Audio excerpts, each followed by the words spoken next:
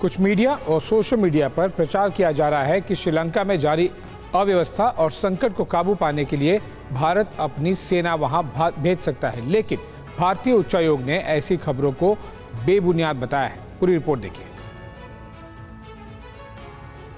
पड़ोसी देश श्रीलंका में गदर मचा है, जनता सड़कों पर है, सरकार का आता पता नहीं है, राष्ट्रपति राजपक्षे कहीं छिप गए हैं।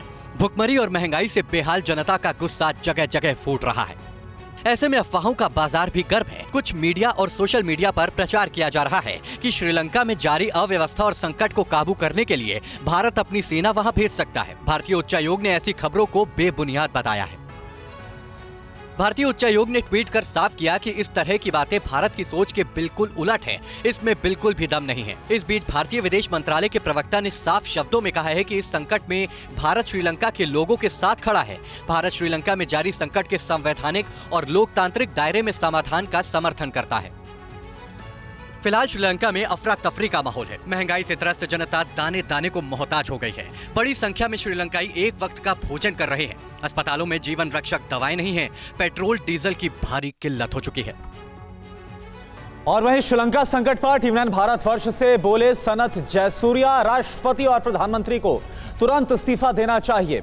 आशा ये करता हूं राष्ट्रपति 13 जुलाई को इस्तीफा दे देंगे। सनत जयसूर्या का ये बयान, श्रीलंका में जो हो रहा है वो लोगों की ताकत है। संकट के वक्त भारत ने काफी मदद की है, यह भी कहा सनत जयसूर्या से श्रीलंका में मौजूद टीम 9 भारतवर्ष संवाददाता अभिषेक उपाध्याय ने खास बातचीत की। आप देखिए।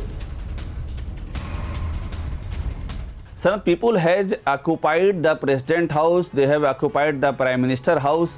So what is your take on these developments? This is the people's power, because the 9th of July, the people have told before even that they are coming to Colombo to protest and make sure that the president will resign. But the government didn't hear that properly. The government never thought that people will come like this and numbers, because there's no transport, there's no fuel people to come to Colombo, but there was nothing. But people managed to come to Colombo from all over the place. The people, the power is all about. So it's very clear and simple message from the protesters, and they want a better life, because we were thinking that it will get better day by day. It never didn't happen. So now the time has come. और देखिए एक बड़ी खबर, राष्ट्रपति गोटाबाया के देश छोड़ने पर स्पीकर अभय वर्धने का बड़ा दावा। राष्ट्रपति गोटाबाया राजपक्षे ने श्रीलंका छोड़ दिया है, ये कहा है स्पीकर ने।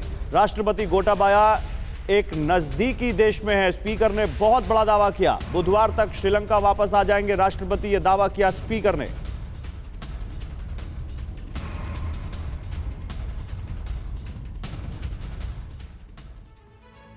और श्रीलंका से एक और बड़ी अपडेट आ रही है। श्रीलंका संकट पर अमेरिकी विदेश मंत्री का बड़ा बयान सामने आया है। श्रीलंका संकट के लिए रूस भी जिम्मेदार है, एंटनी ब्लिंकन ने कहा है। यूक्रेन पर रूस के प्रतिबंध से श्रीलंका में दिक्कतें आई हैं। साथ ही ब्लिंकन ये भी कहते हैं कि प्रतिबंध की वजह से श्रीलंका में अनाज आना बंद हो गया।